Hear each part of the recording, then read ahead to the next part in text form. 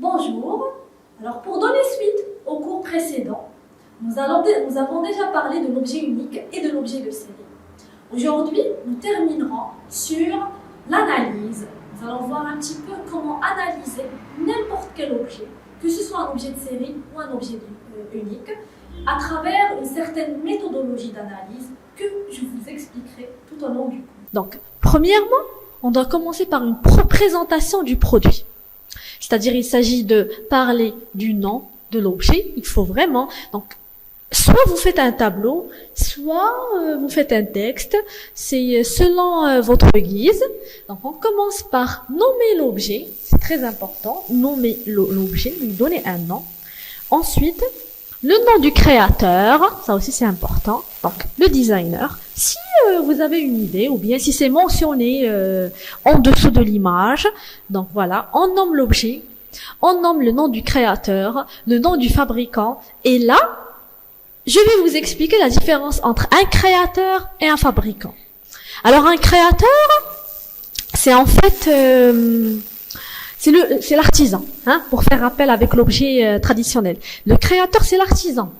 Donc, automatiquement, c'est un nom, c'est une personne. Comme, par exemple, je vous dirais Philippe Stark, Karim Rachid. Donc, voilà, il y a, ou bien Hicham El Houlou, hein, le Marocain Hicham El Houlou.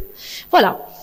Alors, le nom du fabricant, par contre, c'est le nom de la société. Donc là, il s'agit des produits industriels qui ont été fabriqués par exemple, la société Ikea, ou bien Kitea, ou bien Kaoba auparavant, ou bien Mobilia, ainsi de suite. Il y a un bon nombre de sociétés de fabrication de meubles. Donc dans ce cas-là, il faut mettre le nom du fabricant. Dernier point, faut mentionner la date et la source. Bien sûr, s'ils sont vraiment, si vous les retrouvez, s'ils sont mentionnés. Alors, première étape, on va parler de l'analyse dénotative. Donc, il s'agit de faire deux types d'analyse. Il y a l'analyse dénotative et l'analyse connotative qu'on verra par la suite. L'analyse dénotative, c'est une analyse. Donc, dénoter, c'est quoi d'abord? Dénoter, c'est donner une explication ou bien donner une analyse objective. Objective, c'est-à-dire qu'on écrit ce qu'on voit, on analyse ce qu'on voit, sans faire référence à nos ressentis, aux références artistiques, ainsi de suite. Donc on reste objectif, on dénote. Alors, à quoi? Première question à se poser, à quoi ça ressemble? C'est-à-dire le produit il ressemble à quoi? Et comment il est fait? C'est très important. Il ressemble à quoi? C'est-à-dire ses formes, ses couleurs, sa structure, ses matériaux, et comment il est fait, comment ça marche, comment il a été fabriqué. C'est là on parle de la technicité de la chose. Alors tout d'abord, on commence par analyser la structure. Je vous expliquerai par la suite chaque terme, chaque mot, la structure. Ensuite, on analyse la forme. Ensuite, les couleurs. Et enfin, les matériaux, ou bien la matière, ça va de soi. Hein? Matériaux. Le matériau, par exemple, c'est le matériau brut. La matière, c'est beaucoup plus la texture, c'est quand il est travaillé, ainsi de suite. Deuxième élément, à quoi ça sert? Donc, on avait dit à quoi ça ressemble, à quoi ça sert. C'est-à-dire qu'il faut nommer sa fonction principale. D'accord? La fonction principale. Aussi, la fonction secondaire, si on nous la demande, ou bien s'il y a une fonction secondaire, il faut la mentionner également. Quel est l'usage? C'est-à-dire, qu'est-ce qu'on va faire avec ce produit? Où? Quand? Comment? Pourquoi? Voilà, ça rentre dans l'usage, dans la fonction. Et enfin, l'ergonomie. Est-ce qu'il est confortable? Est-ce qu'il n'est pas confortable? Est-ce qu'il est ergonomique? Il est bien fait, ou bien le contraire, il y a un déséquilibre, il y a un problème, ainsi de suite. Donc ça, c'est la première étape, c'est l'analyse dénotative. Alors là, on va un petit peu décortiquer chaque terme, chaque mot de l'analyse dénotative. Alors premièrement, on va parler de la structure. Alors la structure d'un produit, elle est, on va la départager en deux. Elle est soit linéaire, soit géométrique, soit les deux. Des fois, on retrouve des produits qui ont une structure linéaire et géométrique. Alors, quand il s'agit d'une structure qui est linéaire, on parle beaucoup plus de produits sculpture, c'est-à-dire un produit qui correspond à une sculpture, qui a des formes qui s'entremêlent, d'accord, qui forment une sorte de sculpture, voilà, avec des courbes, beaucoup de lignes, ainsi de suite. Donc, dans ce cas-là, si le produit est beaucoup plus sculpté, beaucoup plus avec des formes s'entremêlant, on va dire qu'il s'agit d'une structure qui est linéaire. D'accord? Et, par la suite, il faudra décrire les formes linéaires qu'on retrouve. Donc, des lignes verticales, horizontales, ondulées, obliques, courbées, voilà, ils forment des courbes, brisées, ainsi de suite. Si par contre, le produit contient des formes géométriques, c'est-à-dire que quand on observe, on va parler par exemple, je vais vous donner l'exemple d'un canapé. Si vous vous rappelez du canapé plug and play qu'on avait déjà vu dans le cours d'avant, donc le plug and play, c'est un fauteuil qui a une forme cubique, une structure qui est cubique, d'accord? Donc quand on dit cubique, cube, donc c'est une forme géométrique, donc automatiquement la structure va être géométrique, d'accord? Voilà. Dans ce cas-là, dans les formes, il faudra décrire les formes géométriques qu'on retrouve dans le produit. Il faudra juste les énumérer. Forme circulaire, forme demi-circulaire, forme triangulaire, forme carrée, forme rectangulaire, forme polygonale, forme losange, forme trapèze, forme cubique, forme parallélépipède, forme sphérique, et enfin, forme pyramidale, et la liste est non exhaustive. Justement parce que il y a d'autres formes dont on peut faire référence. C'est juste les b.a.-ba ou bien les lignes phares des formes. Alors, des fois, comme ce que je vous ai dit tout à l'heure, on retrouve un produit qui contient à la fois des formes géométriques et des formes linéaires. C'est un produit composé. D'accord? Dans ce cas-là, la structure va être géométrique et linéaire avec des formes composées. Voilà. Donc là, c'était par rapport à la structure.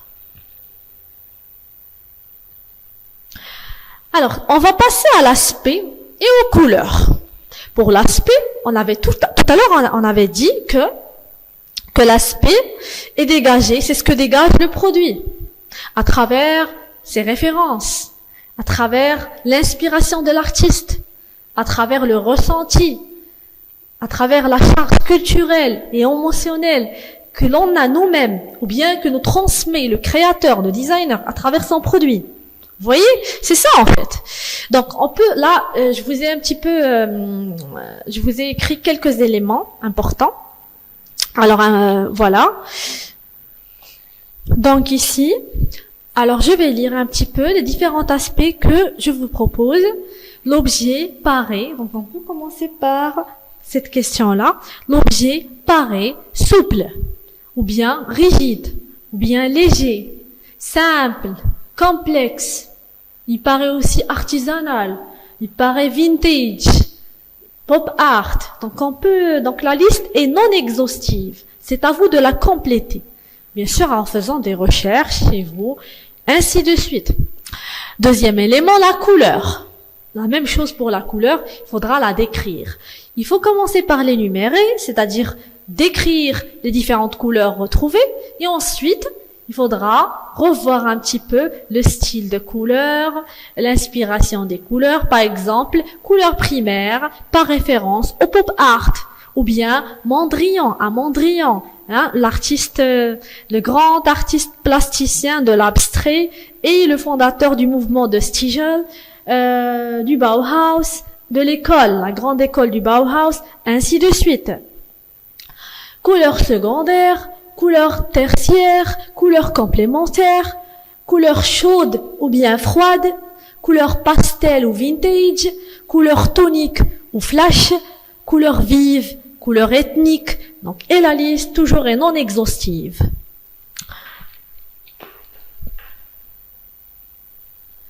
Alors là, à présent, on va passer à l'analyse connotative. L'analyse connotative. Alors à ce moment-là, on doit définir le terme connotation ou bien connotative. Alors, tout à l'heure, on avait parlé de la dénotative. La dénotative, c'est quand on est objective. Contrairement à celle-ci, l'analyse connotative est subjective. D'accord? La connotation, c'est à peu près la subjection. C'est-à-dire qu'on doit faire référence à plein d'éléments, à toutes nos références artistiques, à plein de références, ainsi de suite. Alors, je vais lire et je vous explique par la suite. Premièrement, il faut se poser la question, quelle est la cible à laquelle ce produit est adressé? Le public concerné par cet objet.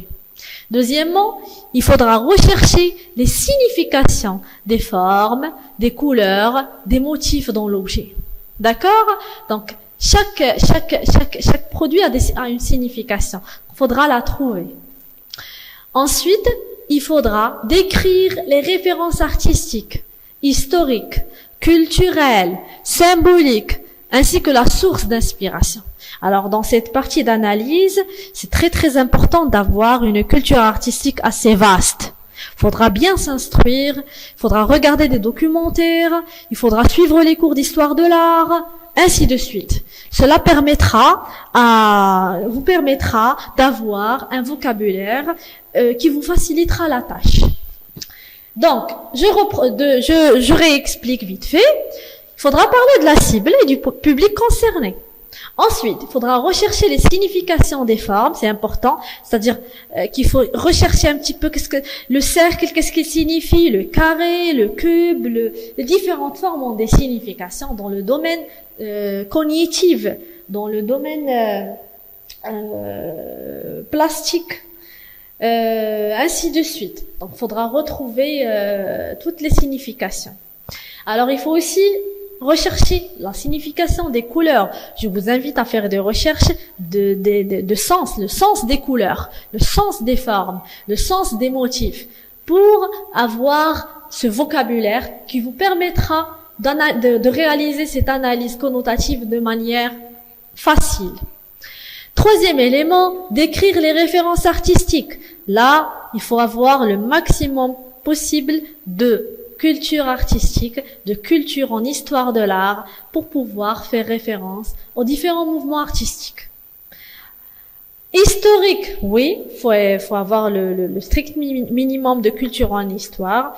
Culturel, c'est très important pour un designer d'avoir de la culture, d'avoir le sens de la culture, d'être cultivé.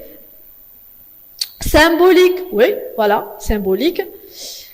Et enfin, la source d'inspiration. Ça va de soi avec tous ces éléments-là. Alors ensuite, je vous ai écrit un petit exemple. Utilisez des expressions comme, pour faire cette analyse. Elle se fait généralement sous forme d'un paragraphe. On ne peut pas faire l'analyse connotative sous forme d'un tableau.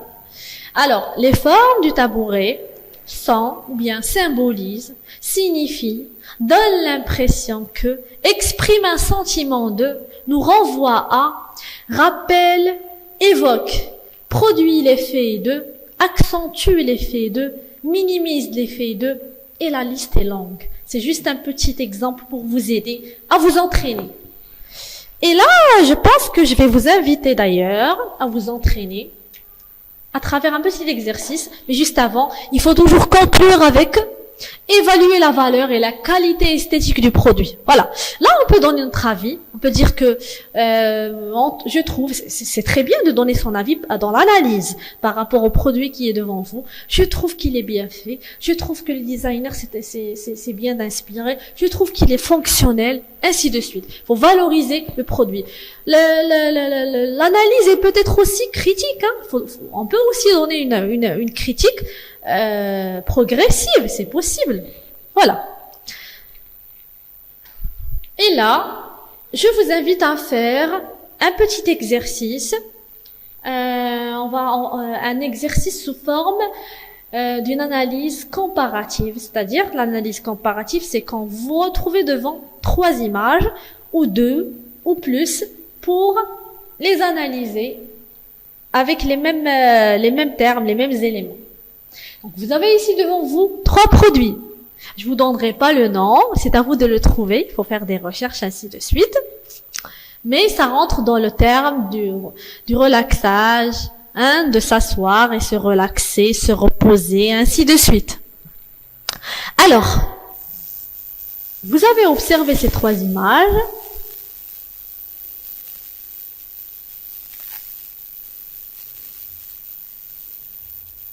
Et là, je vous donne le tableau. Vous allez tracer ce tableau avec, comme vous voyez ici, 3 objets.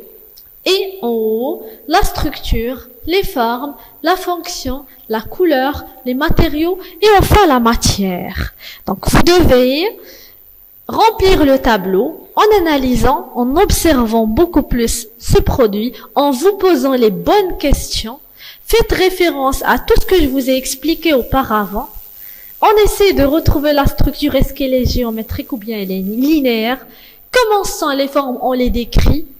Si elles sont géométriques, je décris les formes, je les écris carrément. Si elles sont linéaires, je décris les lignes, je les écris. La fonction, posez-vous la bonne question. À quoi servent ces objets-là? Qu'est-ce qu'on fait avec? La réponse est toujours sous forme d'un verbe. Les couleurs, faudra énumérer les différents types de couleurs retrouvées dans les 3 images. Aussi, leurs références artistiques et culturelles. Les matériaux utilisés, vous allez les retrouver facilement. La matière aussi, oui, la matière, hein, de base, ainsi de suite. Voilà. Je vous renvoie encore une fois vers l'image.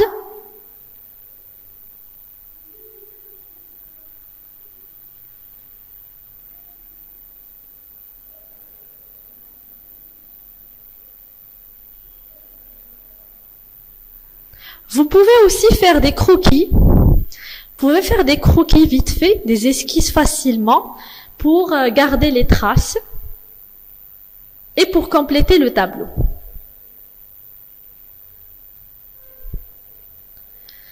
Et enfin, voilà un petit exercice de pratique.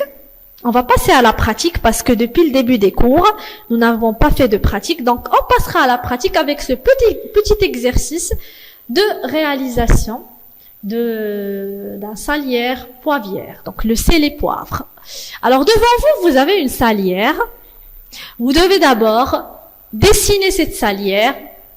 Prenez une planche A3 et centrer. Il faut respecter la mise en page, c'est très important. La mise en page est très très importante. Donc, dessinez la salière au centre, d'accord? Et après, donnez le nom et la fonction de chacune des parties désignées. Donc, chaque partie, vous donnez son nom, c'est-à-dire sa fonction. Le nom et la fonction. Voilà.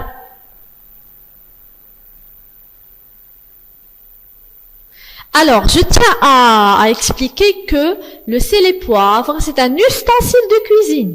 C'est un produit de série. Parce que on l'utilise presque quotidiennement. Ces formes souvent sont simples, voilà, dans lequel on met du sel et du poivre. Alors, votre référence artistique va être le grand artiste Philippe Starck. Et pour vous aider un petit peu lors de vos recherches, je vous ai donné l'exemple de 2 tabourets de Toud. Donc, le tabouret de Toud, qui a été designé et créé par Philippe Starck. Et je vous le dis dès maintenant, c'est un produit qui n'est pas industriel, mais plutôt artisanal. Hein? C'est un produit unique. D'accord? C'est un design contemporain et unique qui ressemble, qui a une charge, qui a une source d'inspiration. Donc, c'est votre source d'inspiration d'aujourd'hui. Et d'ailleurs, je vous invite à aller faire des recherches et voir un petit peu les différentes créations de Philippe Starck. Donc, le travail à faire va être, à partir de vos observations et votre analyse, l'analyse de la salière, des références que je vous ai données de votre source d'inspiration, on vous demande, ou bien je vous demande de créer un ensemble salière-poivrière, un binôme, d'accord? Un binôme. Vous devez faire deux recherches inspirées des deux tabourets Philippe Stark et deux recherches de votre propre imagination. Allez, je vais vous laisser aussi vagabonder dans votre propre imagination. Je vous guide avec Philippe Stark dans nos recherches, mais les deux autres recherches, ça va être de votre propre choix. Deuxième point, pensez à intégrer un principe d'association du couple sel et poivre, c'est-à-dire qu'ils peuvent être superposés, c'est-à-dire 1 sur 1, juxtaposés, d'accord, enlacés. Donc vous pouvez trouver un principe d'association. Hein, c'est juste à titre souhaitable, c'est souhaitable, d'accord, c'est pas exigé. Et enfin, faites une description pour chaque idée. C'est-à-dire qu'il faut faire des annotations, des petits commentaires, près de chaque idée, chaque recherche, par rapport aux formes et de la source d'inspiration et du mécanisme. Comment ça marche? Parce que c'est un produit avec un mécanisme. Comment ça s'ouvre, comment ça se ferme, ou par où le sel va-t-il sortir, comment on va remplir le récipient, ou bien la petite bouteille, ou bien ainsi de suite. Alors ce travail-là, vous devez le réaliser sur une feuille A3. Essayez de vous concentrer. Essayez de faire des recherches par rapport aux salières et poivrières qui existent. Et faites-moi un bon travail. Merci et bon courage.